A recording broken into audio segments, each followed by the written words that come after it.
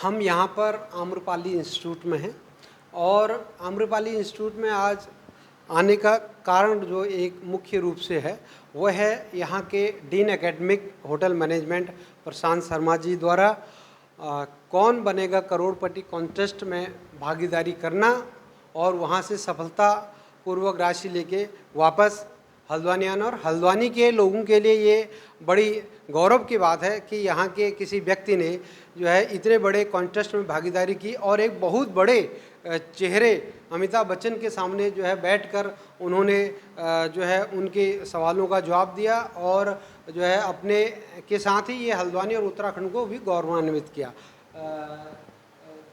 प्रशांत जी, आपका पहले हमारे चैनल में बहुत बहुत स्वागत है। नमस्कार। धन्यवाद।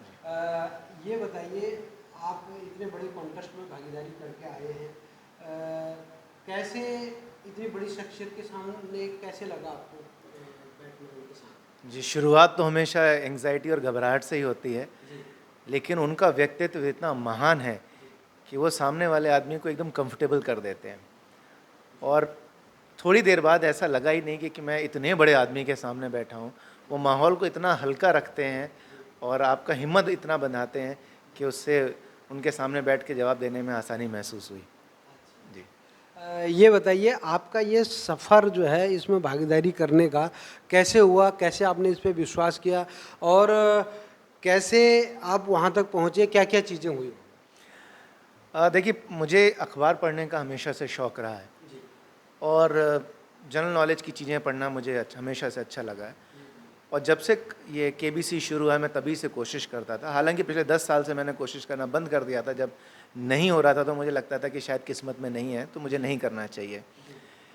इस बार बेटे की ज़िद पे दोबारा से फॉर्म भरा और ईश्वर की कृपा से और आप सबकी ब्लेसिंग से, आशीर्वाद से शायद आगे रास्ते बनते चले गए।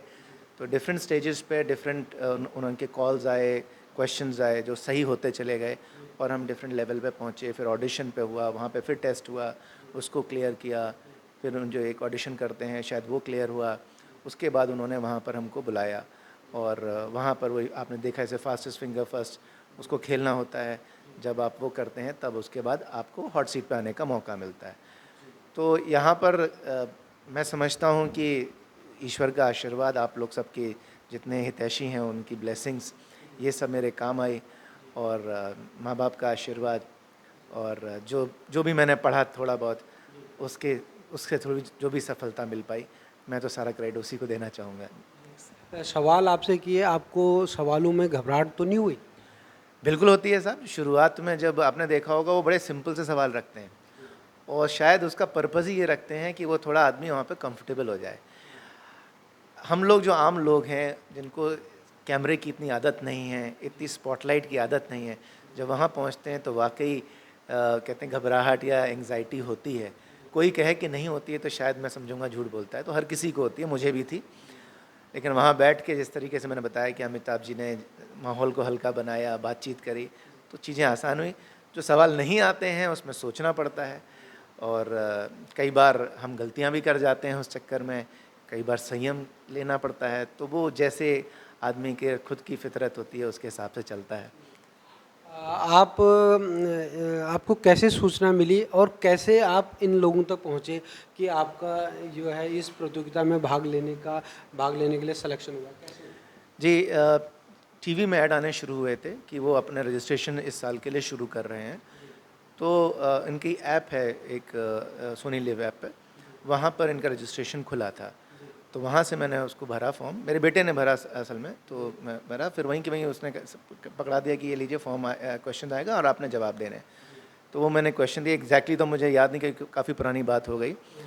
और तब मैंने वो दिया। फिर उसके बाद उनकी कॉल आई, IVR कॉल होती है, तो उसमें आपको ऑप्शन सेलेक्ट करने होते हैं, सही आंसर होते हैं। फिर वो कहते हैं कि अगर आप शॉर्ट लिस्ट हो गए तो हम आपको फिर कांटेक्ट करेंगे। तो फिर उसके बाद फिर IVR कॉल, उसके बाद दोबारा क्वेश्चंस पूछे गए, उसके शायद सही जवाब होंगे, तब तीसरा दौर इस तरीके से आया। तो इनके डिफरेंट दौर हैं, वो आपको क्लियर करने होते हैं। उसमें से शॉर्ट लिस्ट लोगों को वो फिर आगे बुलाते हैं और ऐसे ऐसे करते करते लास्ट हॉट सीट तक पूरी प्रक्रिया चलती है।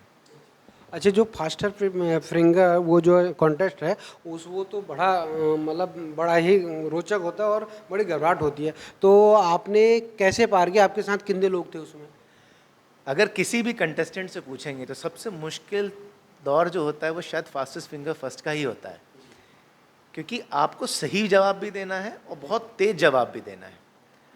तो दोनों चीज़ों का आपने, और वो सही जवाब, तेज जवाब और सबसे तेज जवाब। और अब इन्होंने बड़ा अच्छा कर दिया, पहले एक सवाल पूछते थे उसको सीरियल लगाना होता था, अब इन्होंने 3 सवाल कर दिए हैं। और तीनों का जब एग्रीगेट जो आता है, जो उसमें टॉप पे होता है लीडर बोर्ड पे, उसको हॉट सीट पे आने का मौका मिलता है। तो आज की जो जनरेशन है जो बहुत मोबाइल फ्रेंडली है, जो टैब फ्रेंडली है, वो तो फटाफट कर जाते थे। हम थोड़ी सी अब उम्र बढ़ गई है तो रिफ्लेक्सिव शायद थोड़ा स्लो गए, तो लेकिन हाँ मैं अच्छा कर रहा था और मुझे उम्मीद थी कि मैं पहुंच जाऊंगा, फास्टेस्ट फिंगर पर क्रॉस कर पाऊंगा, क्योंकि मैं लगातार सही जवाब दे रहा था। और वहाँ पर अमिताभ जी बार बार यही बात कहते हैं कि सबसे इम्पॉर्टेंट है सही जवाब देना। तो वो सही जवाब होते रहे और जब किस्मत में लिखा होता है तब आना होता है तो वो आ गए। जी, जब आपने वो फिंगर फास्टेस्ट फिंगर का शुरू हुआ तो कितने कॉन्टेस्टेंट थे? 10 लोग होते हैं। अच्छा, 10 लोगों में आपका कंपटीशन होता है। तो शुरुआत में कोई एक निकला, फिर दूसरा निकला, फिर तीसरा निकला, इस तरीके से जो निकलते आते हैं वो हटते जाते हैं और बाकियों को वो फास्टेस्ट फिंगर फर्स्ट खेलना होता है। तो काफ़ी तेज लोग थे। मैंने देखा कि वहाँ पर इतने अच्छे कुछ कंटेस्टेंट थे जो 1 सेकंड से कम में जवाब दे के लॉक भी कर दे रहे थे। तो वो आप समझ सकते हैं कि लोग कितनी तैयारी के साथ आते हैं और कितने फास्ट हैं लोग। आज की युवा पीढ़ी तो खास करके बहुत ही तेज है। आपके साथ जो लोग थे कितने एज के थे? करीब वो 10 लोग थे? ज़्यादातर यंग थे। ज़्यादातर लोग। हाँ, और शुरुआत वाले जितने आप देखेंगे वो सब यंग हैं। कुछ मुझसे उम्र में ज़्यादा वाले भी थे, कुछ मेरे साथ हम उम्र भी थे। तो मिक्स क्राउड था। तो बड़ा अच्छा लगा देख के। उन यंग वाले बच्चों से भी बहुत कुछ सीखने को मिला, जो हमसे बड़े थे उम्र में उनके एक्सपीरियंस से सीखने को मिला। बहुत ही अच्छा एक्सपीरियंस था वो। ये जो है अमिताभ बच्चन के बारे में कहा जाता है कि उनके सामने तो लोगों के भी पसीने आ जाते हैं। वो जिस ढंग से सवाल जवाब करते हैं, हंसी मजाक कर देते हैं, रोक देते हैं, टोक देते हैं। तो उनका व्यक्तित्व आपके लिए ये सबसे बड़ी पूंजी। आपने जो राशि जीती है वो तो एक दूसरी बात है, आप जो भी है, लेकिन जो है उनका सामना, उनके सामने तो कैसा आपको अनुभव लगा? अपने जीवन की ये कैसी उपलब्धि लगी? मेरे ख्याल से हमारी जो पीढ़ी और हमसे पुरानी पीढ़ी है उन सब के लिए अमिताभ बच्चन जी से बड़ा कोई स्टार नहीं है। हम सब उनके फ़ैन हैं। मेरा तो पूरा ख़ानदान ही उनका फ़ैन है। अगर हम कहें तो नंबर 2-3 पे तो हमें सोचना पड़ता है कि कौन, लेकिन पूछे कोई भी फेवरेट एक्टर, हर कोई अमिताभ बच्चन ही बोलता है। और उसके पीछे कई कारण हैं। एक तो वो बड़े ही पंक्चुअल इंसान हैं, हमेशा टाइम से पहुंचते हैं, पूरी तैयारी के साथ पहुंचते हैं। और जैसा आपने कहा टेंशन या घबराहट या पसीना आना, हाँ जब तक आप वहाँ पहुँचते नहीं हैं तब तक तो ये रहता है। और हाँ देखिए, हॉट सीट की गर्माहट जो है, गर्माहट के ठंडक बहुत होती है वहाँ पर, वो तो रहती है।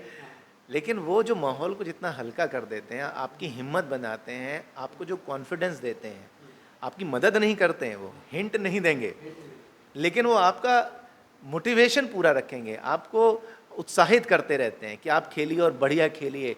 तो वो और माहौल को इतना हल्का कर देते हैं कि वो टेंशन गायब हो जाती है। अगर आप उनसे थोड़ी देर बात कर लेंगे तो ऐसा लगेगा आप अपने किसी मित्र से बात कर रहे हैं, अपने किसी बड़े से बात कर रहे हैं। माहौल को इतना हल्का बना देते हैं। और किसी एक के लिए नहीं, सबके लिए उनका ऐसा व्यवहार है, छोटे से छोटा, बड़े से बड़ा। इतने दिनों में जब मैं वहाँ पर था, मैंने उनको कभी नाराज़ होते नहीं देखा, मैंने कहीं किसी बात पे उनको उखड़ते नहीं देखा, किसी बात के लिए उन्हें डिस्टर्ब होते नहीं देखा। इतना शानदार व्यक्तित्व है उनका। कई बार ऐसा होता है, हम टीवी पे देखते हैं अमिताभ बच्चन जैसे कोई सवाल, वो व्यक्ति ज़्यादा रकम जीतने वाला होता है, लेकिन कोई सवाल उसे लगता है गलत हो गया तो वो कई बार से कहते हैं ये ठीक है भाई साहब, ये आप सही मानते हैं, ये सही है नहीं। तो कैसा लगा है आपको?